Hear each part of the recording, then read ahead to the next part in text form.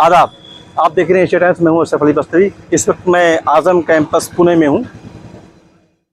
All India education movement का जो कारवां है, तालीमी कारवां, आज आज़म कैंपस में है।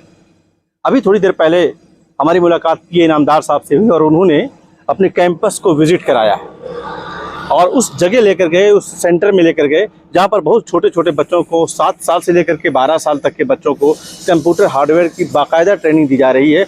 और उन बच्चों से हमने मुलाकात की है। वाकई में आप भी इसको अगर देखेंगे तो आपको भी हैरत होगी कि कितनी कम उम्र में वो बच्चे किस तरह से हार्डवेयर की असेंबलिंग, डिसअसेंबलिंग और भी तमाम चीज़ें जो कंप्यूटर से मुतालिक, हार्डवेयर से मुतालिक हैं, वो सीख रहे हैं, अमली प्रैक्टिस कर रहे हैं। और ये बच्चे वो बच्चे हैं जो हिंदुस्तान के मुख्तलिफ सूबों से, मुख्तलिफ हिस्सों से यहाँ पर आते हैं।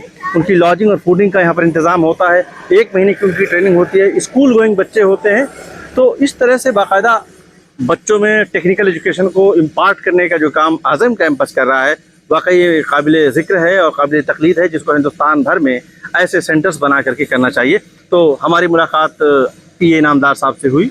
पीए इनामदार साहब ने बड़ी दिलचस्पी से अपने कैंपस को विजिट कराया। देखिए, पहले हम लोग वहाँ पे जो भी पेरेंट्स वगैरह हैं उनको बोलते कि ये ट्रेनिंग हम ऐसा यहाँ देने वाले हैं, तो जो लोग क्वालिफाइड हैं उनके घर में वो लोग भी इमीडिएटली भेजना शुरू कर दें।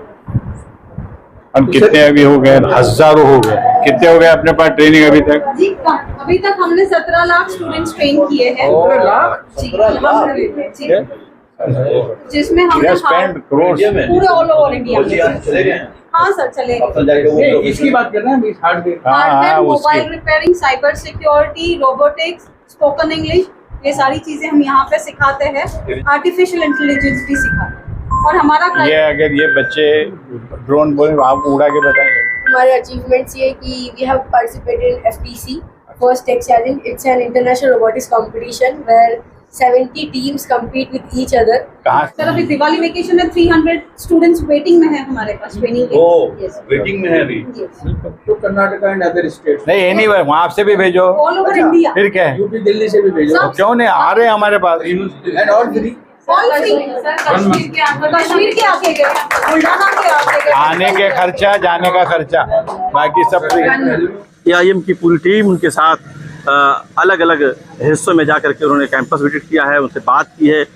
ये आज़म कैंपस हिंदुस्तान भर में बहुत मशहूर है। 40 से ज़ायद यहाँ पर जो डिपार्टमेंट है इस पूरे कैंपस के अंदर, इंजीनियरिंग, टेक्नोलॉजी, मेडिकल, जहाँ मैं खड़ा हूँ ये डेंटल कॉलेज की बिल्डिंग है, इसी में पीए इनामदार साहब का ऑफिस है। तो गोया कि पीए इनामदार साहब ने पुणे में एक बहुत बड़ा इंफ्रास्ट्रक्चर, एक कैंपस की शक्ल में, जो आज़म कैंपस के नाम से हिंदुस्तान भर में मशहूर, डेवलप किया है। थोड़ी देर में यहाँ से निकलेंगे और दूसरे कैंपस की तरफ जाएंगे। वहाँ कुछ प्रोग्राम होंगे, वहाँ मुलाकात होगी, हम उनसे आपको मुलाकात कराएंगे। आज़म कैंपस से निकलने के बाद AIM का तालीमी कारवां new grace English school campus पहुँचा।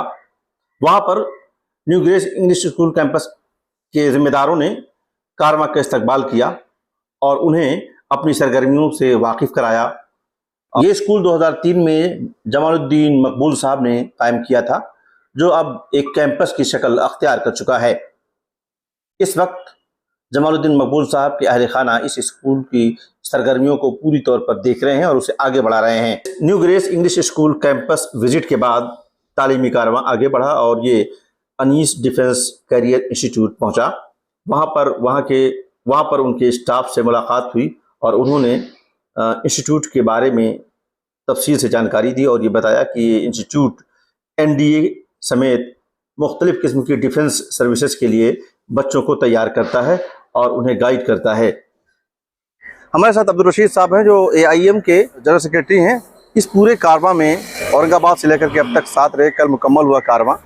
मैं रशीद साहब से जानना चाहूँगा कि इनकी जो लर्निंग है इस पूरे एक हफ्ते की क्या रही और इस पूरे कारवां का आउटकम वो क्या देखते हैं? देखिए, हमारा जो ऑल इंडिया एजुकेशन मूवमेंट का 2 बड़ी एक्टिविटी हैं। एक तो सालाना तालीमी कॉन्फ्रेंस हम लोग करते हैं जो इस साल औरंगाबाद में मुनक़िद हुई, और एक जो है कारवां निकालते हैं तालीमी बेदारी पैदा करने के लिए मुसलमानों में, ताकि तालीमी बेदारी पैदा हो, लोग तालीम की तरफ उनका रुझान पैदा हो, लोग हायर एजुकेशन में आएँ, लोग जो है मेयारी तालीम हासिल करें।